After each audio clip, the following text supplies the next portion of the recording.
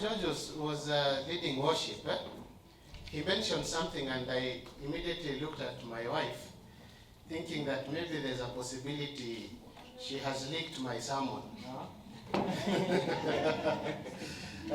Because my sermon today is centered on the Samaritan woman. And at some point when George was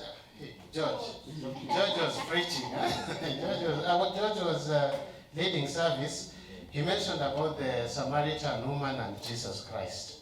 And he said that Jesus is there to deliver us from whatever situations we are in. And my sermon today, it does not have a title. It is just a Samaritan woman meets her Messiah, just as it's captured in Amplified. It's a title, it's not mine. It's not mine. And it's very fascinating. As I was going through it, at some point I even said, maybe Percy should have given me next week. I take time to digest, not have, in terms of not having to do it today, do it next Sunday, so that I can digest even more. But we thank God and expand it. I shall prepare season 2 next week. So I think we'll go straight to the word, because I have not structured it in any manner. So we'll go maybe verse by verse and see what we can be able to get there. And please let us not be dull. I know it's very cold. Otherwise, nitasema twende tukimbie nje kidogo, one round, then come back tukiwa tumechangamka. So maybe we can go to John 4. John 4. And just to give some small background, here Jesus had gone to Judea, where he had gone there with his disciples, and they had done some baptism. John 4:1 says, so when the Lord learned that the Pharisees had been told that Jesus was making and baptizing more disciples than John, although Jesus himself was not baptizing but his disciples, yes, he left Judea and returned to Galilee. So this gives a sense that Jesus had gone down to Judea, and as he was undertaking his mission down in Judea, he realized, or he knew, that the Pharisees had heard that he had baptized more people than John. Although he himself, he was not the one who was baptizing, but his disciples, but he was in charge of them. This gives a notion that what Jesus had gone to do in Judea was more or less done, and he needed to go back. So he left Judea and departed again to Galilee.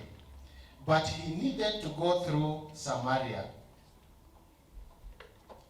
Jesus was on a mission. And there was no time.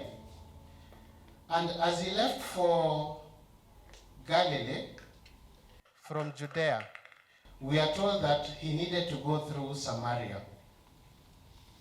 But what was Jesus' mission on this earth? In John's word, he says, Jesus Christ was the life. That is John 1:4. That Jesus Christ was the life, and the life was the light of men. And at 9 he says, he is the true light which gives light to every man coming into the world. And Jesus himself confirms this in John 9, 3-5. Maybe you can read that. And you see, this is what Jesus said after the disciples asked him. There was a blind man who has been blind since birth. And the disciples, when they saw this blind man, they asked Jesus, between this blind man and the parents, who had sinned? Who had sinned against God for this man to be blind? But Jesus answered and said, neither this man nor his parents sinned, but it was so that the works of God might be displayed and illustrated in him. Then 4 says, we must work the works of him who sent me while it is still while it is day. Night is coming when no one can work. Then 5, as long as I am in the world, I am the light of the world, giving guidance through my word and works. So this is a confirmation. And John talks about good light. So meaning there's bad light. So Jesus came to give us good light, and this was his mission. And he had started this mission in Judea, but he needed to go back to Galilee. But he had to go through Samaria. When the Bible says that he needed to go through Samaria, it makes it a must. It was part of part of Jesus' mission from God that he had to go through Samaria. But why was Samaria special? Why was Samaria, how do I put it, an issue? And I thought that maybe for us to get to understand everything about Samaria are the Samaritans, because they are mentioned quite often in the Bible. And for me, you see, when I was growing up, I used to think that a Samaritan was a good person. Yes. We used to be told of a good Samaritan. So hata si kitu kifanyika huwa mnasema nilikutana na Msamaria mwema akanisaidia. It is common, it's common. But back then, Samaritans were not good people, according to the Jews. They were not good people. And where did this begin? I don't know how far I'll go, but nikirudi nyuma sana mtanisamea. You know those who play football, when you want to score a goal, na ni penalty, si unarudi nyuma? Saa zingine unaweza rudi nyuma kabisa, ukirudi kupiga mpira unapiga miss. So I hope I'll not go back sana mpaka I miss out. But about the Samaritans, and maybe before I talk about the Samaritans, I can try and give a perspective from our normal day-to-day life as we now build up on the issues of the Samaritans. You know me, when I was growing up, I grew up in the village. And in the village, we used to go and herd cattle. And I also herded some cattle. George does not seem to believe it. I used to herd cattle over the weekends. And you see, we had a river. It's called River Nzoia. River Nzoia basically separated Kakamega County from Bungoma County. And as we had the cattle, we would go by the riverside to water the animals, do some swimming, and also some bathing and other things that are associated with the riverside. And you see, on the other side, we had the Kakamega County. Bungoma majorly is comprised of the Bukusu community of the Luya Nation. I don't know why they say Luya Nation, of the Luya Nation. Then then on the other side was Kakamega, and the people who used to live close to that, to the riverside, the riverbank, were called Kabras. They are also Luyas. And for some reason, hata mimi nilipata tusijui, there was quite some what do I say it? An unofficial animosity between the Kabras and the Bukusus along the bank. Not if you meet them if we meet in Nairobi, we are all brothers. If we meet in town, we are brothers. But by the riverside, there used to be some enmity. I don't understand why. And it was so that even us as young men, you know, you go to the river, you are showering, sindio? Mmechukua manguo, mmetupa huko, you are showering, you are swimming. Then from nowhere, you just see a stone landing beside you. Mukiangalia the other side, the other people are throwing stones. Amjakosana, you don't know why they are doing it. But it used to be so. So you'll find that in some cultures or in some social setups, people may develop animosity towards each other, and even you as a person cannot be able to understand where it came from. But this is not the case with the Samaritans. Again, among the among the Luyas, we have the Wanga people. The Wanga people were collaborators. with the British system. Those of us who did history, tunajua the resistance and the collaborators. So the Wanga community, who are also Luyas, were collaborators. And as a gift to the Kabaka of that, not Kabaka, was Mumia. The king was called Mumia. So as a reward, or as maybe giving enticements, the Mumia was given a bicycle. It was the first bicycle in that region. By the Mzungu. I don't know what I can compare it with today. I think I can say an aeroplane or something. V8 Kochini. We are talking about a bicycle. We are talking about a two-wheel thing, where we had never seen a two-wheel thing move. Tulikuwa tumezoea punda na ng'ombe. We are talking about a bicycle that can move. So what they used to do, they would take the bike through the Bukusu kingdom. Then wanafungua pressure inaisha ndani ya tires. Then they come and say the Bukusus wameharibu tire ya baiskeli ya Wanga, so they need to pay for it. So watu wanachukuliwa ng'ombe wakisema baiskeli ya Mumia iliharibikia in Luyaland, so we need to take those ng'ombe so that they can go and repair the bicycle. Wakitoka wanaenda wanapiga pressure na kuwa sawa, then they come next time, until when we realized ilikuwa uongo. So it created also some enmity. These people have been tricking us. That is understandable. For Samaritans it was worse. It was worse because, and maybe you can go and read maybe 1 Kings 11:26-43 and the whole of chapter 12. It will give you a clear perspective, but I'll give you a summary. It so happened that during the time of Solomon's reign, there was a servant of Solomon called Jeroboam. Jeroboam was very industrious, and Solomon loved him for that. So what Solomon did, he made him the head of the labor office in the kingdom. And when he was given that office, later on, a prophet by the name Ahijah came and told him that the Lord has spoken to him and had now told Ahijah, the Lord had told him that Jeroboam should take over the 10 tribes, which was the northern kingdom that is Israel.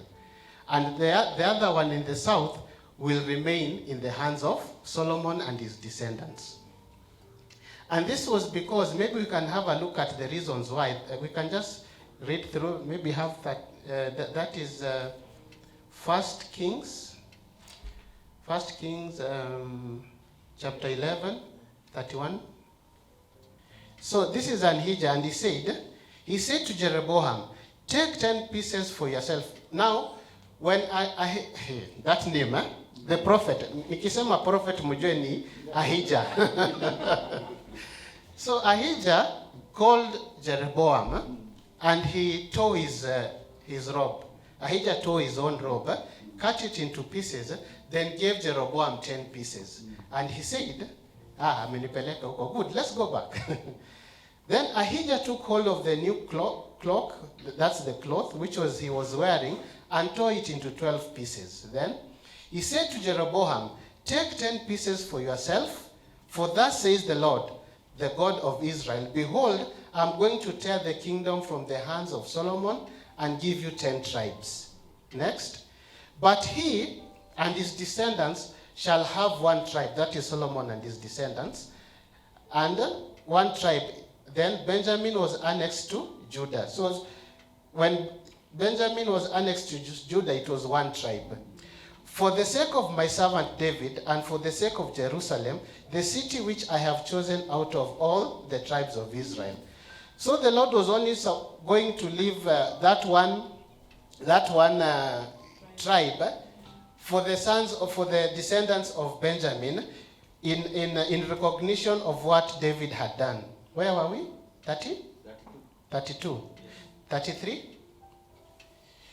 Because, and the reason was, they had abandoned, that is Solomon and his descendants, had abandoned God and have worshipped Ashtoreth, the goddess of the Sidonians, Chemosh, the god of the Moabites, and Milcom, the god of the sons of Ammon. And they have not walked in my ways and followed my commandments, doing what is right in my sight and keeping my statutes, my ordinances, as did his father David. Amen? Amen. So, these were the reasons why the Lord was now giving Jeroboam the leadership of Israel. And Solomon learned about this. When Solomon learned about this, this was basically a palace coup. Walikuwa wanataka kupindua Solomon, serikali. Solomon was not happy about it, and so he sought to kill Jeroboam. So Jeroboam had to flee to Egypt. When he fled to Egypt, later on, Solomon died. When Solomon died, his son Rehoboam. Sasa nikiwachanganisha Jeroboam na Rehoboam, you'll bear with me. But now, mulifanya kwa CRE. So hii ni kurefresh tu, si ndio? So the son Rehoboam became king.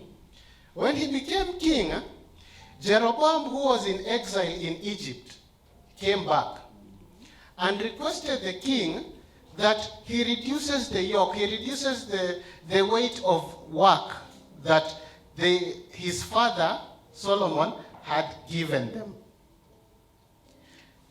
Rehoboam, of course, did his consultation. He consulted the wise old men who advised him to reduce it.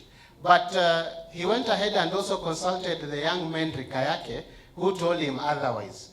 So he went back he called back Jeroboam and told him, the yoke that my father had given you, I will make it even heavier.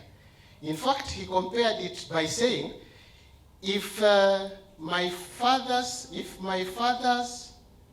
finger will be like my father's waist, meaning it will be even much greater. Kama kidole ndio waist ya mtu na sasa waist yake.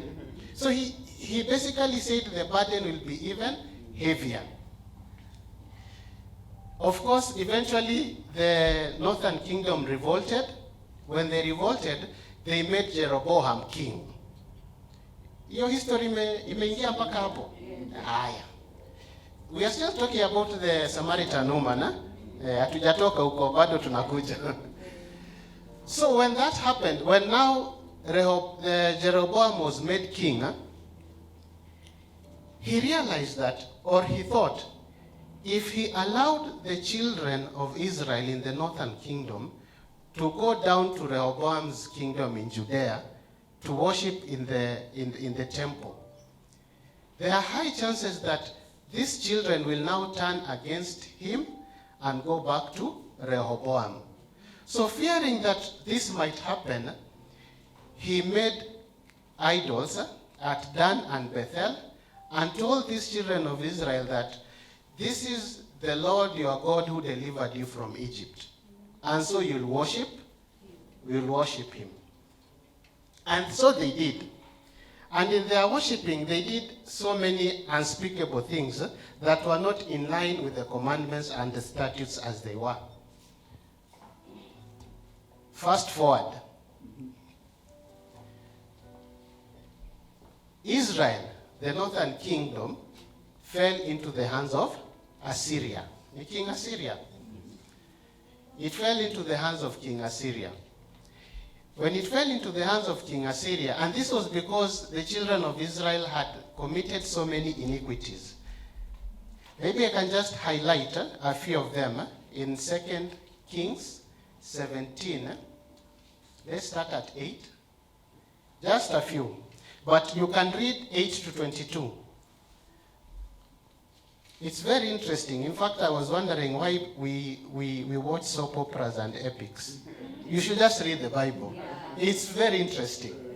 So 2 Kings 17:7, it says, "Now this came about because Israelites had sinned against the Lord, their God, who had brought them up from the land of Egypt." This is the reason why the Lord gave up the children of Israel to the king of Assyria. They had rebelled against him, and he's the one who had taken them out of the land of Egypt. Number 8. "And walked in customs of the pagan nations, whom the Lord had driven out before the sons, descendants of Israel, and in the pagan customs of the kings of Israel, which they had introduced." So basically, they had abandoned their statutes and commandments and fallen into the statutes and commandments of other nations. Number 9, "The Israelites ascribed to things the Lord their God, which were not true. They built for themselves high places of worship in all their towns, from the lonely lookout tower to the populous fortified city. So they erected idols. They set up for themselves sacred pillars," these are memorial stones, "and ashrim on every high hill and under every green tree." It means there were idols everywhere. You can imagine there's a green tree somewhere, there's an idol there. So you go to sit under a tree, you are sitting with an idol. You can imagine how bad it was. And these are the children of God, the children of Israel, the chosen ones. They burnt incense on all high places, just as the pagan nations whom the Lord had deported before them, and they did evil and contemptible things, provoking the Lord's anger. I was reading somewhere, and it's just that I was not able to note it down, that there were instances where they even slaughtered their own children as sacrifice. Yeah, it's somewhere. I think Pasico. Yeah, it's somewhere. They did unspeakable things. And so God gave them up to Assyria. And when God gave them up to Assyria, they were taken into captivity. And the land where they had been inhabiting, which is called Samaria, the king of Assyria took men from other nations, from other countries, which he had equally conquered. That is countries nations like Babylon, Kutha, Avuva.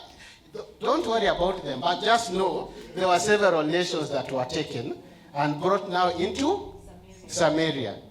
When they came into Samaria, the Jews who were there now even intermarried with these nations. And these nations were considered before God unclean. Yes. So when they intermarried with these nations, which was forbidden, they also became unclean.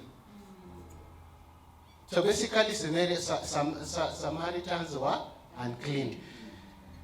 And just to confirm to you, or to indicate to you the extent of how intermarriages were forbidden, just look at Ezra 9:10. Ezra 9:10. I'm sorry Karanja, sikukupatia hizi verses in advance, but nimeona uko sawa. So Ezra 9:10, it says, "Now, O our God, what shall we say after this?" This is Ezra lamenting after he realized there were these intermarriages. "For we have abandoned, turned away your commandments." Number 11. Which you have commanded by your servants, the prophets, saying, "The land which you are entering to possess is a defiled land." That is Canaan. "With uncleanness of the peoples of the land." So they were unclean. These people were unclean. I think even from birth they were considered unclean. "Uncleanness of the peoples of the lands through their repulsive acts, which have filled it from one end to the other, along with their impurity." Number 12. "So now do not give your daughters to their sons, or take their daughters for your sons, and never seek their peace or their prosperity, so that you may be strong and eat the good things of the land, and leave it as inheritance to your children forever. 14. Shall we again break your commandments and intermarry with the peoples who practice these repulsive acts? Would you not be angry with us to the point of total destruction, so that there would be no remnant nor survivor? So intermarriages were basically forbidden between the Jews and those other nations, the Gentiles, and it was for good cause. If you look at Deuteronomy, that is 7:3-5, it says, Deuteronomy 7:3-5, it says, you shall not intermarry with them, that is the Gentiles. You shall not give your daughter to his son, nor shall you take his daughter for your son. Number 4, for they will turn your sons away from following me to serve other gods. I don't know why the daughters will not turn, but I think the ladies have stronger. Okay. For they will turn your sons away from following me to serve other gods. Then the anger of the Lord will be kindled and burned against you, and he will quickly destroy you. Number 5, chapter.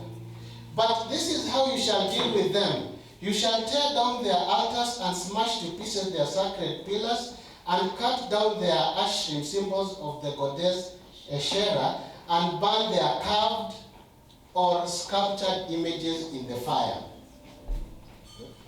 So, basically we are agreeing that Jews, from a spiritual perspective, the other tribes were unclean. But now, when they fell into the hands of Assyria, these people came to their nations, they intermarried with them. So they also became unclean. That was now Israel in the north. Judea in the south, nimewapoteza? Naona watu wa history na watu wa SE. So, Judea, so far we've been talking about Israel, the northern tribe, and how it revolted and it has fallen into captivity. The south, which was now ruled by Rehoboam, also fell into the same iniquities. They also went against God. They also taken into captivity. But later on, the kings that followed, Josiah, Manasseh, tried to restore the worshipping of God in the south, in Judea. So inasmuch as the north, inasmuch as the Jews were considering the Samaritans to be unclean, so unaona pia si ati hawana makosa sana.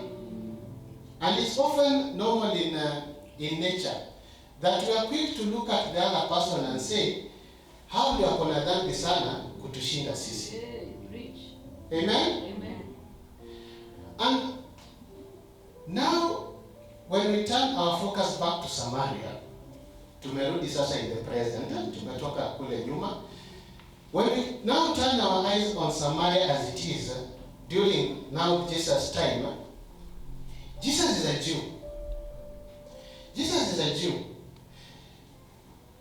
His coming has been prophesied, and it is now here. He has picked disciples. He has started to work with these disciples. He has gone to Judea and baptized people. The Pharisees have known that he has baptized people down there, and he has even baptized more people than John. He is indeed the Messiah. Even that Messiah that Philip ran to Nathanael and said, we have found him, the Messiah that has been talked about. So everybody knew he is the Messiah. The Messiah was not even supposed to go through Samaria. If the ordinary Jew was not to go to Samaria, how much more was the Messiah? Passing. Yeah. Let's give it just a comparison. I don't know which great preacher I can use, but anyway, it might not be the best example. So, even Jesus Christ was not supposed to go through Samaria because the Jews themselves were wanaenda. I had asked Nani to point out something, but tunaweza tumia, unajua mimi I can use illustrations. So tuseme there's Israel hapa juu, the Israel kingdom, the northern kingdom. There's Judea hapa chini. Hapa katikati ni Samaria, where the Samaritans are. For a Jew, akitoka huku juu, akikuja kwenda south, haizi kuja straight apitie Samaria, lazima azunguke. And it was a longer route. It was a longer route, it was that bad. A Jew could not go through Samaria. It was forbidden. He would be unclean, hata yeye mwenyewe. Because these people were considered unclean right from birth. Right from birth. So, Jesus had to go to Samaria. Jesus had to go to Samaria. So, he came to the city, that is 5. He came to the city of Samaria, which is called Sychar, near the plot of ground that Jacob gave to his son Joseph.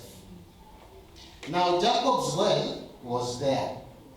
Jesus therefore, being worried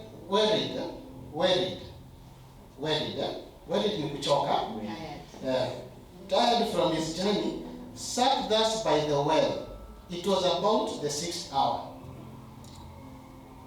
So wamesafiri, they have traveled all the way from Judea. They have come all the way to Samaria, to a city called Sychar. Jesus is tired, so he sits by the well. And this well is called Jacob's well. It's Jacob's well because Jacob had bought that land, but he had passed it over to Joseph as an inheritance. And that well had been dug. Somebody was saying it was around 100 feet, I don't know. But it never dried. So it was used through and through by the inhabitants of that area. And for those of you who come from areas that we go to the well, you know wells do not have an owner. Wells do not have an owner, so anybody can go there. It's not like piped water in Yamtu. So I'm thinking, just thinking, I'm not saying it could be the case, but I'm just thinking, you can also think otherwise. But I'm thinking, there are high chances that Jesus went there because that well could not be claimed by anybody. I'm just thinking, but just pack it to me baadaye. So anybody could go there and do anything there.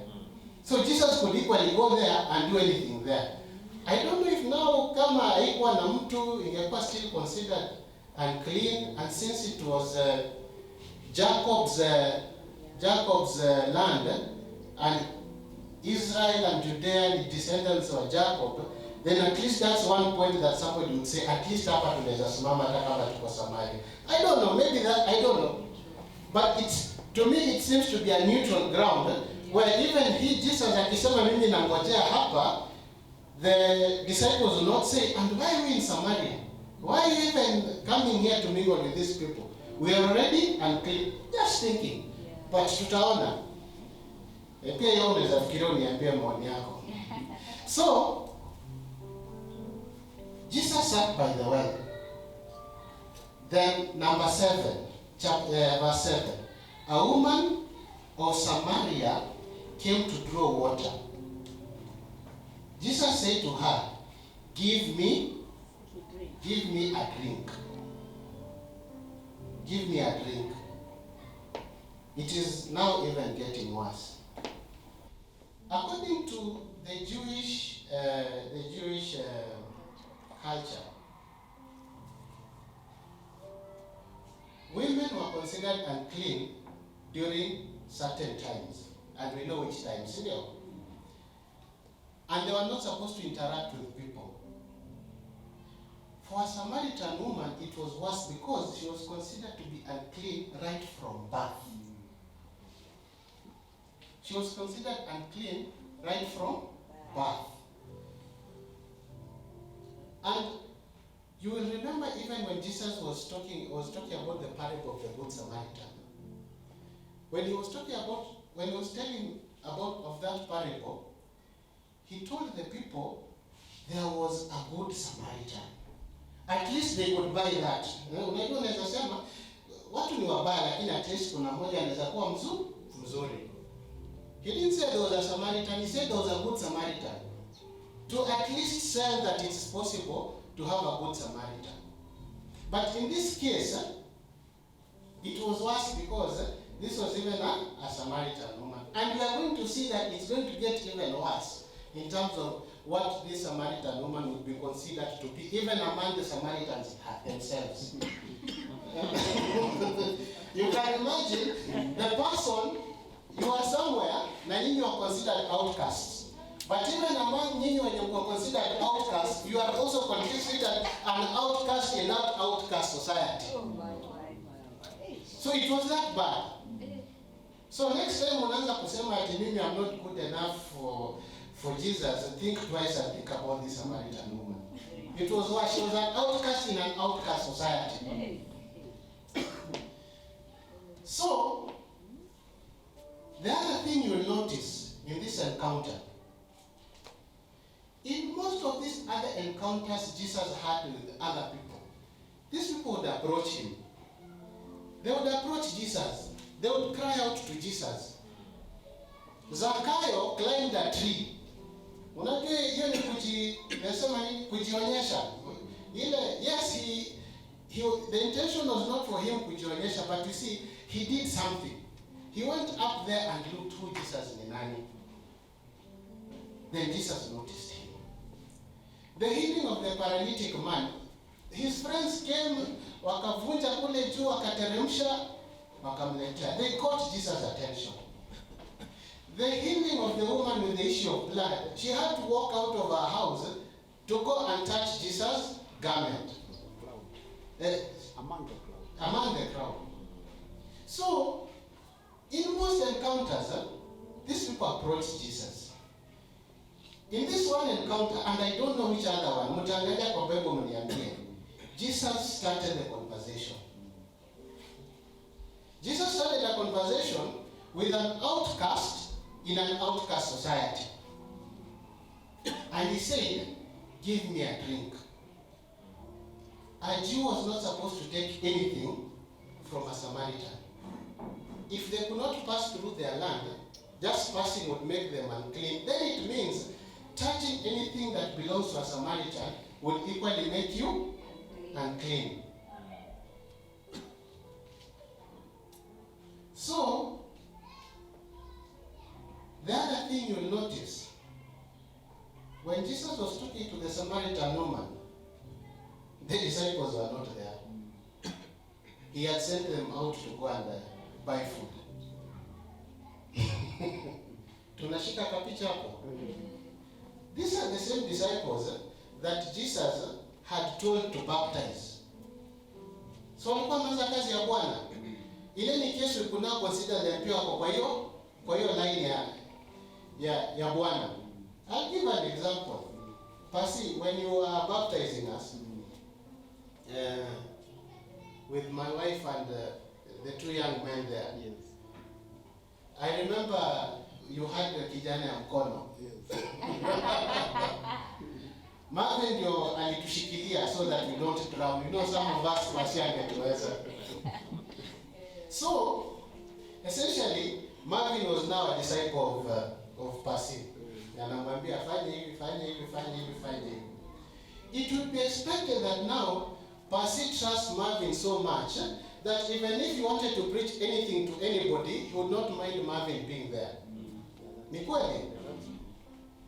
But Jesus alisema hapana. I think these people should just go and look for food. I'll deal with this myself. Because even those disciples were Jews. Na bado kiwa they had that kasumba. They had that kasumba. They had it. That is true. Because, why is that? They had it because they had it. Because I remember there's the Canaanite woman. Remember the Canaanite woman? When there's this Canaanite woman who came to Jesus, crying, save my daughter. The daughter was ill. So she came crying, requesting Jesus to heal the daughter. And Jesus said, I think I have it somewhere here. It's good to have a look at it. Hatuna haraka hata time naona bado iko. We have like 40 minutes to go. So there's considered. Basically, what I wanted us to do with this verse, to just understand it. Yeah. Then whatever you pick, pick. Yes. So the lessons ni pick. Then utaniletea ni Mark nione nani alishika. So let us look at Matthew 15, 21 to 28. Na hiyo kasumbe ilikuwa. That is Matthew 15, 21. After living there, Jesus withdrew to the district of Tyre and Sidon. And a Canaanite woman, they are also considered quite classy, they are unclean. They are unclean. A Canaanite woman from that district came out and began to cry out urgently, saying, "Have mercy on me, O Lord, son of David." That is the Messiah. "My daughter is cruelly possessed by a demon." Then, but he did not say a word in answer to that. Notice Jesus did not say a word. Because these guys were there. And he knew their prejudices. He knew their bias. Wacha nitumie bias ni rahisi kusema. He knew their bias. So he did not say anything. And his disciples came and asked him repeatedly, not once. Imagine sasa Marvin is asking Pasi repeatedly, "Send her away because she keeps shouting out after us. This person is a nuisance. She's not even supposed to be here. She's unclean. So just send her away." He answered, "I was commissioned by God and sent out only to the lost sheep of the house of Israel." Only the lost sheep. Pakio, tutaikujia. But she came and began to kneel down before him, saying, "Lord, help me." The next, and he replied, "It is not good, appropriate fare, to take the children's bread and throw it to the pet dogs." This is not. Amplified tries to sweeten it. It says to the dogs. To the dogs. Hapa tunasema pet dogs, but actually ni dogs, and you see dogs were not domestic. They were zilikuwa kwa nje, they were scavengers. So it's not Jesus talking. Unajua saa zingine unaweza ongea, you are not saying what you are saying, but you are saying what George is thinking, because mko na George. So, but he is reading the minds of the disciples. Yes, Lord, but sorry, just go back 26. So he's reading the minds of the disciples by saying, "It is not good to take the children's bread and throw it to the pet dogs." Because that's what they were thinking. Next, but this lady said, "Yes, Lord, but even the pet dogs eat the crumbs that fall from their young master's table." Does it happen? Saa zingine unapatia mtoto food na yeye hiyo nyama anachukua anarushia kaumbwa kwa sababu ni kaumbwa rafiki yake. Then 28. Then Jesus answered her, "Woman, your faith, your personal trust and confidence in my power is great. It will be done for you as you wish." And her daughter was healed from that moment. So the bias was there. And these people had to go. And I think saa zingine Pasi utakuwa unatutuma twende tutafute lunch when you are doing some of these things, so that you have sufficient time to work on it without us giving our biased opinion. So where are we? So he said, "Give me a drink." For his disciples had gone away into the city to buy food. Then the woman of Samaria said to him, that is 9, "How is it that you, being a Jew, asked, how is it that you, being a Jew, ask me, a Samaritan?" She did not say a Samaritan, she said a Samaritan woman, because she knew her place even in that society, which was even worse than a Samaritan. a Samaritan woman for a drink, for Jews have nothing to do with Samaritans. Jews had totally nothing to do with Samaritans. They were like far from east and west apart. They could not have any dealings. But it's interesting. Let us look at 10. Jesus answered her, if you knew about God's gift, if you knew about God's gift of eternal life, and who it is who says, give me a drink, you would have asked him instead, and he would have given you living water, that is eternal life. That lady was in a moment and she could not even begin to think that she was in a great moment. At that point she had not even begin to understand what was happening to her and where she was. This lady had gone to the well to draw water.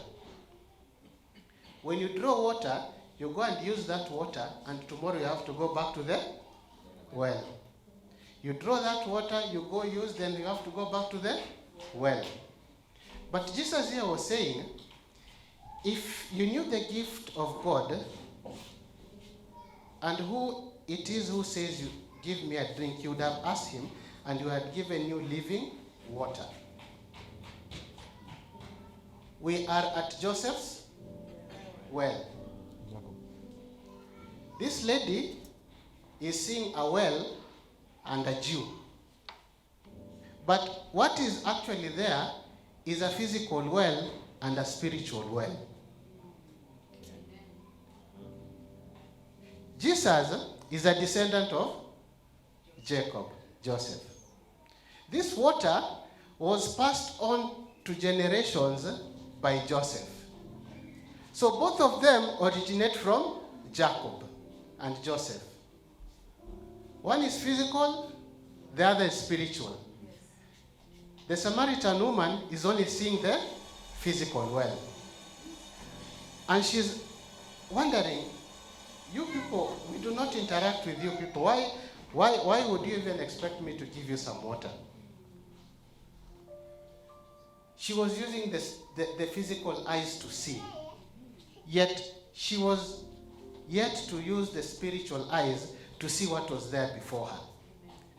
But Jesus answered, and the woman said to him, Sir, you have nothing to draw with, and the well is deep. Where then do you get this living water? Are you greater than our father Jacob, who gave us the well and drank from it himself, as well as his sons and his livestock? Bado sasa, she's not getting it. But I like the way this is going. She's moved away from saying, you are a Jew, I'm a Samaritan woman. How can you borrow me water? Yet we have no dealings. She has now moved from that and she's saying, Sir. Sunaona ameanza kubadilika kidogo. Sir, you have nothing to draw with, and the well is deep. Where do you get this living water? Are you greater than our father Jacob, who gave us the well and drank from it himself, as well as his sons and his livestock? She's beginning to see something, but she's not understanding. I want to pause there and say, at times we may not understand some things. But as long as you have a ready and willing heart to listen and inquire more, you'll get to understand even better. All you need for God to work in you, all you need for Jesus to work in you, is to have a heart that is willing to learn and understand. This Samaritan woman did not understand what was happening, but she was willing to find out more. She decided to cast aside the prejudices they had. Her mindset in terms of what she has known all along to understand this something new. And Jesus said to her, whoever drinks of this water will thirst again. Whoever drinks of the physical water will thirst again. Let's go. But whoever takes a drink of the water that I will give him shall never be thirsty anymore, but the water that will give him, shall become a spring of water welling up, that is flowing, bubbling continually within him unto it eternal life. I see time is spent, but we are halfway, don't worry. I just want to close at this juncture by saying one thing. You see, we have water in us. Huh? Our bodies are what percent water? What biology inside here? 70. To say at least 70, sindio? Blood, our blood is gonna at least how many percent? The plasma ni maji. Okay, naona biology tuko chache. Hata mimi I'm not very good at it. I think we need to have a doctor in the house. So, the big portion of our bodies is composed of water. But we have to keep on drinking water so that we can continue living.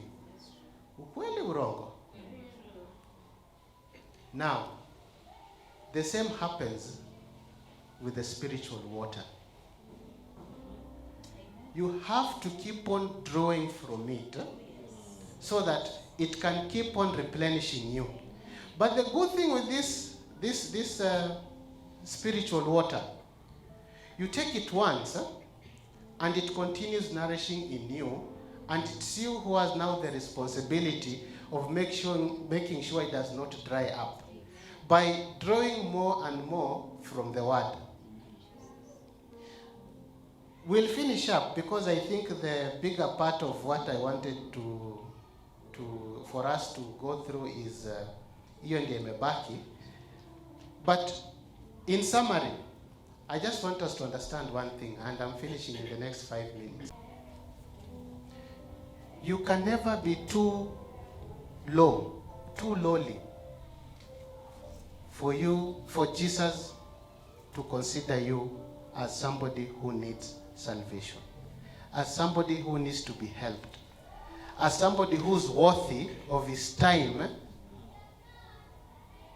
Because if the Samaritan woman would have thought, me, I'm not worthy of this. I'm not good enough. Jesus had the option of going to the temples in Samaria and telling them, this is not how things should happen. But he chose to use the Samaritan woman.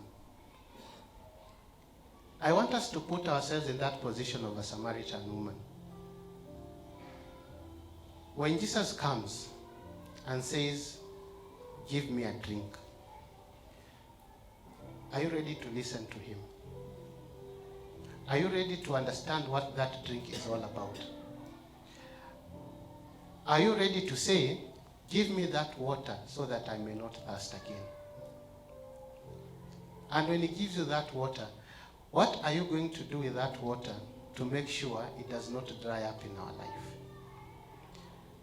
I think we'll pick up next time because Jesus is still at the well, na tutamalizana naye next week. Be blessed.